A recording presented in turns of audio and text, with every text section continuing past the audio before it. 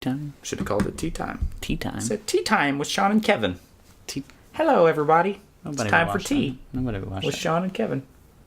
Is that felt? I don't know. Is it real cow? No, it's not real cow. It's like fuzzy. I think it's like, Looks like- velvet. It's like a cow. Well, it's supposed to look like a cow, but it's not made out of cow. Are those pearlescent buttons? Oh, yeah, they are. Oh, yes, they are. Man, this looks really bad on the video. That's what I'm saying. Oh, well. Sean's wearing a tacky shirt today, everybody. It's tacky shirt day. Except Kevin didn't play, and now Sean looks like an asshole. You're listening to Articulate with your hosts, Kevin Kramer and Sean Gillespie, your go-to guys for art tips, techniques, and general artist ramblings. Presented by drawingandcoloring.com. Hey everybody, welcome to Articulate, the show where we talk about everything art. As always, I'm Kevin Kramer. And I am always Sean Gillespie. Not always. Not always. Sometimes I'm the Sean. That's true. But today I'm Sean Gillespie.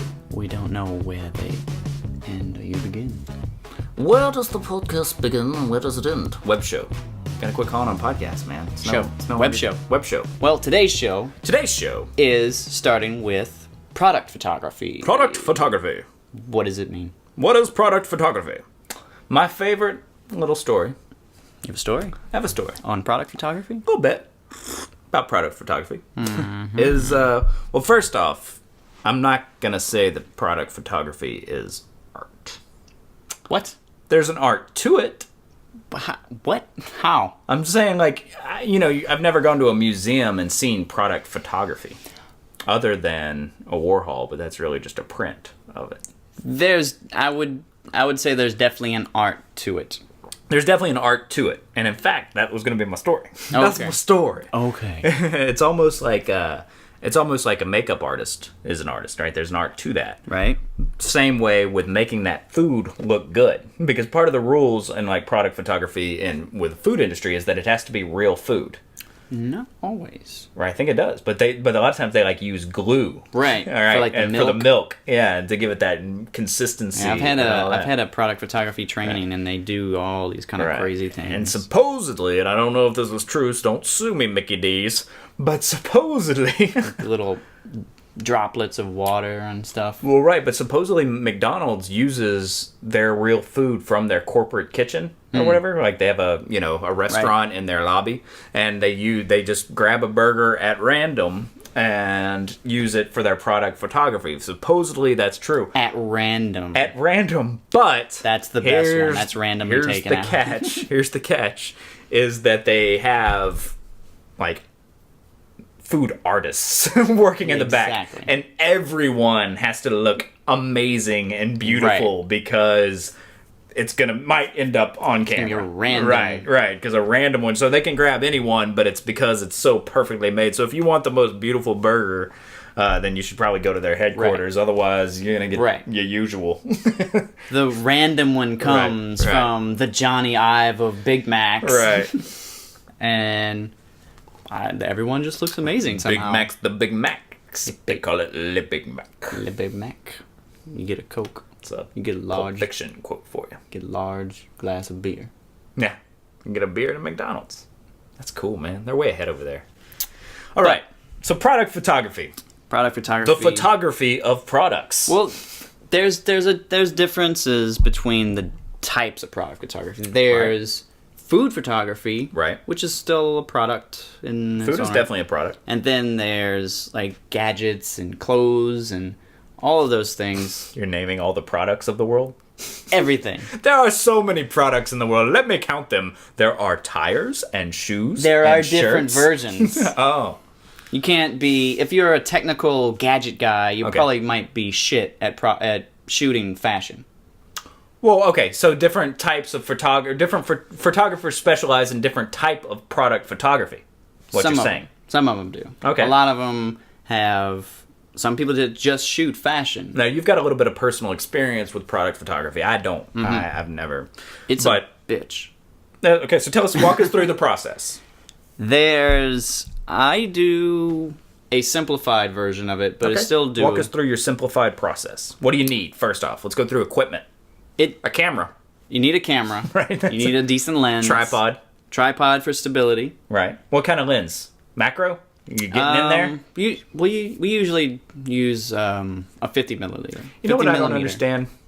So macroeconomics this is taking a turn for different. The entire economic spectrum. You know, you're looking at economics from a broader spectrum. You're looking at all of economics. Microeconomics is the detailed economics. Mm-hmm. Macro photography is the detailed photography. What is up with that? That's backwards to me. I don't get that. It's blown up. It's blown up, but you're not looking at the bigger thing. It's like... You are. It's backwards. You're looking at the What bigger... is micro photography? Does that exist? No. I don't know. I have never seen that. All right, side note. Anyway, I'm not a photographer. But... We use a 50 millimeter lens, which you probably want to use something maybe a little, gives you a little more range, but that's what we have. Fixed something with a bigger depth of focus, or do you want a lower depth of focus?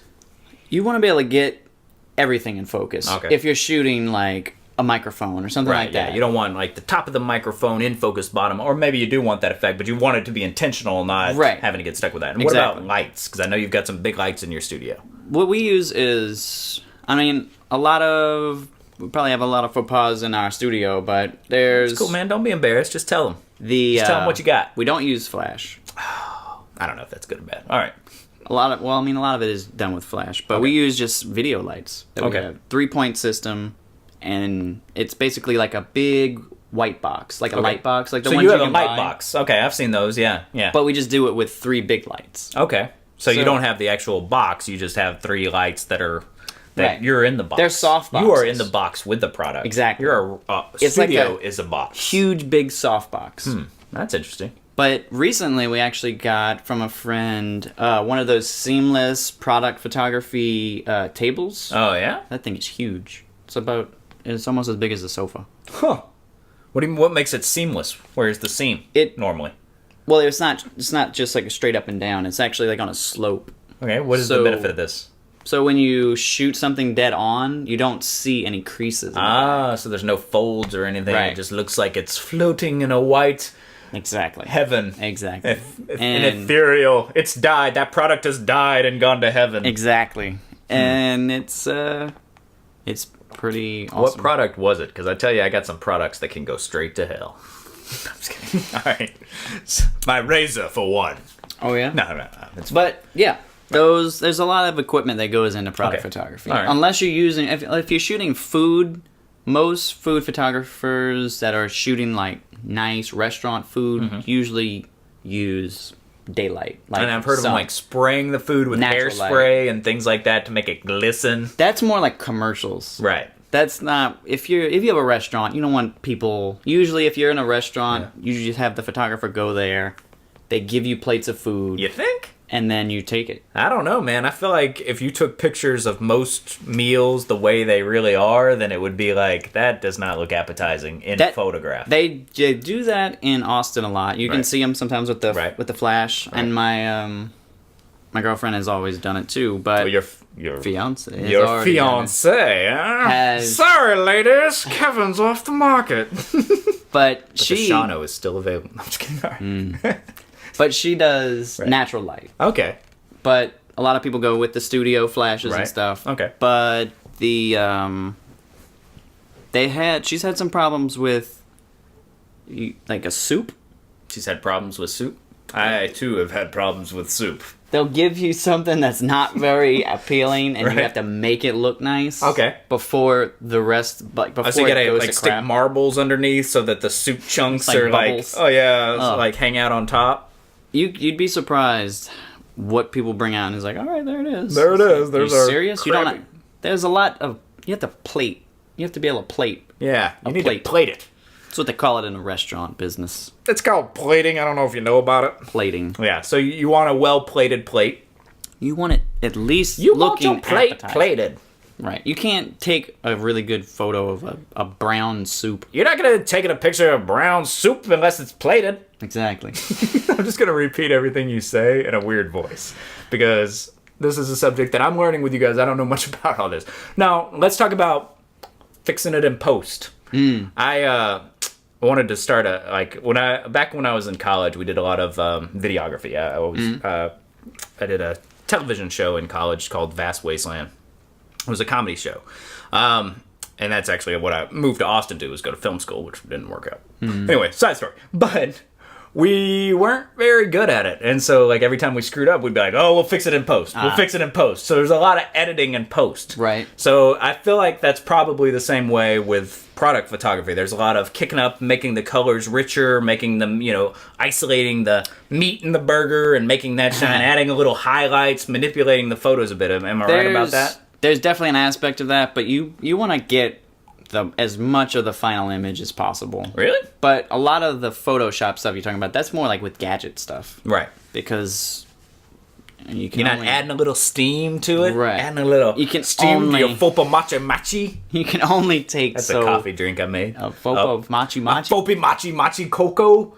I don't know. They all have weird names like Frappa Fruli. Frappadoopy Dabadoo. Yeah, Frappadappadee. I'd like a Frappadappadoo Grande, please. Super. Please. But if you were shooting that, all right, it'd be a pain in the ass. If you're shooting coffee? Maybe not. I feel like you should add a little Photoshop smoke and maybe making a skull with crossbones. No, that's a bad idea. That's going to send a weird message, which gets us into symbiology. You got to be careful with the symbols. With products?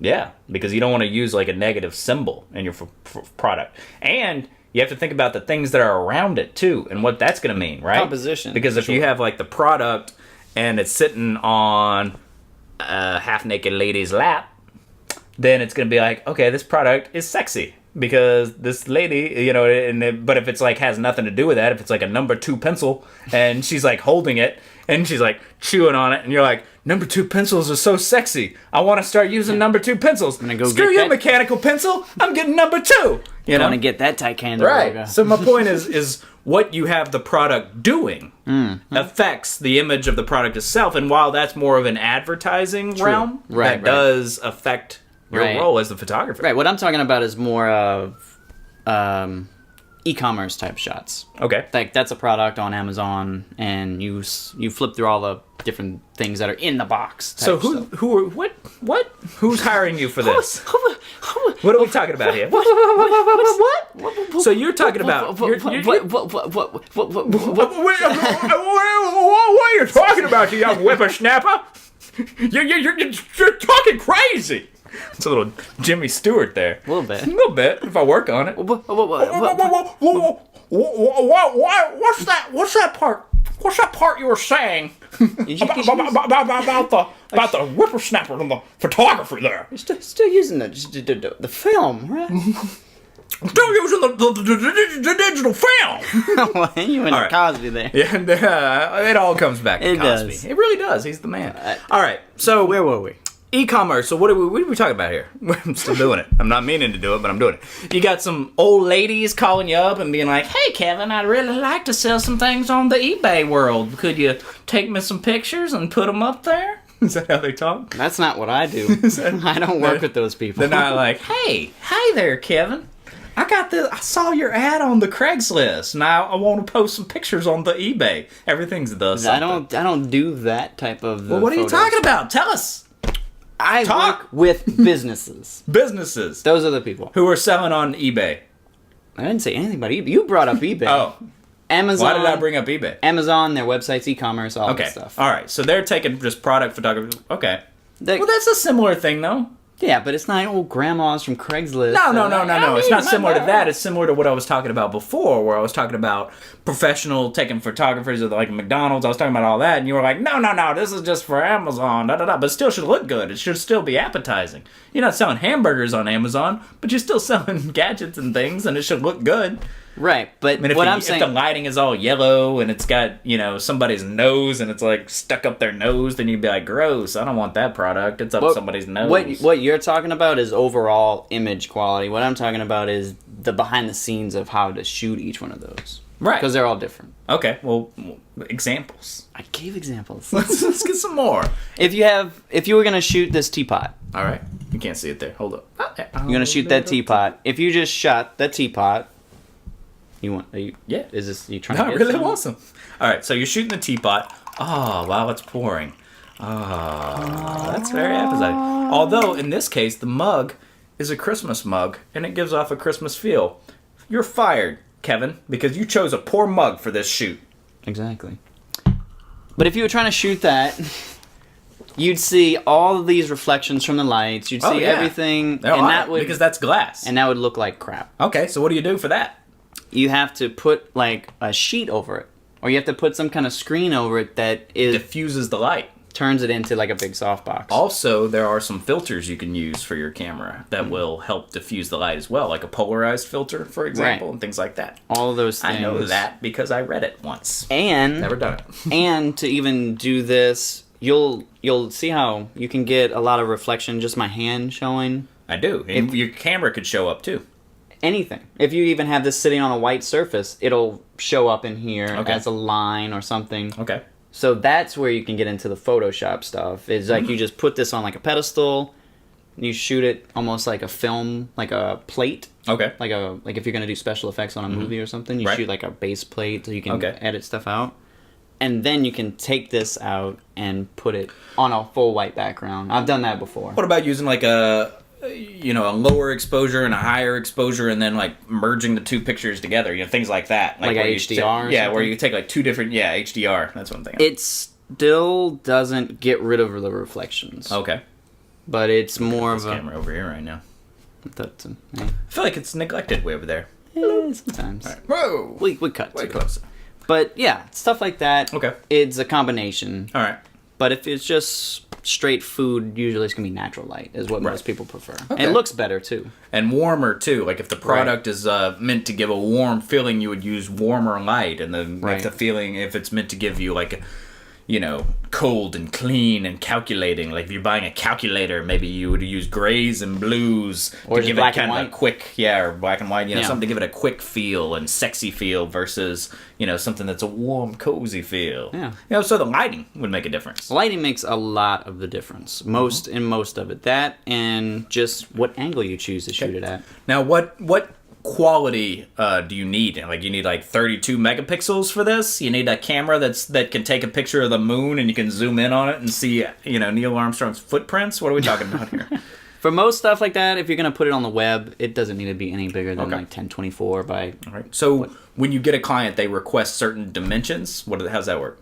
No, I mean, as the photographer, you should know what's web ready and stuff like that. Okay. So we just... The long side of the image is 1024 and all of those. So usually when somebody's hiring you for the product photography, they trust you, and then you just get feedback on what. But we're telling these guys how to do it. They might not know. So 1024, folks. 1024 by 768. There you go. Web ready. Web ready. 1024 web by standards. 768. You don't want anything that loads too slow. Now, how do these guys steal your clients? How do they steal my clients? Right. That's kind of impossible. Because I have a hookup. You have the hookup. How do these guys get a hookup? Mine kind of fell in my lap. Fell in your lap. It was a nice one. Lucky. I have a friend that works at a fulfillment agency. Okay. Who they get products, they fulfill them. It's like you get an order, they fulfill them, and then sometimes those people need products. Okay. And I get a referral. So you can start with your local business owner. If you have a business owner who sells on Amazon, for example, Deshano has an Amazon store. There you go. He only sells 2 books to his mother. But start with small stores. Start small. Anything. Work your way up. Or go with startups. Yeah, start some contact people. Mm-hmm. You can make cold calls. I won't do that. Cold calls are always fun, but not fun really. No. I'll tell you who's not going to do those.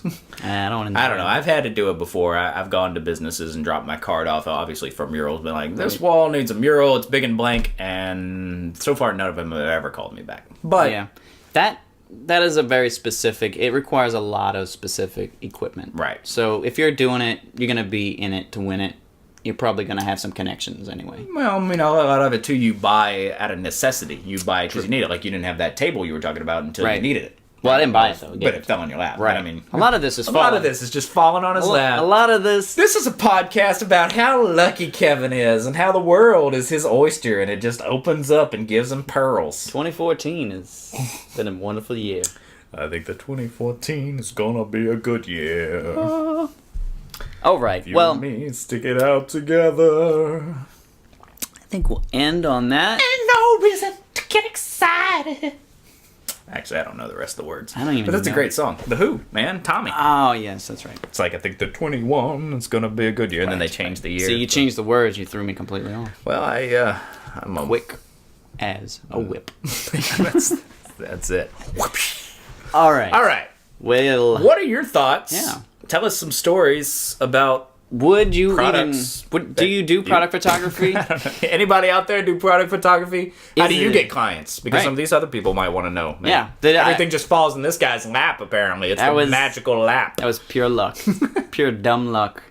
And I would just happen to be prepared to take advantage of that. Yeah, that's what you got to do. Be prepared to take advantage of luck. That's not lucky. That's just being prepared. Exactly.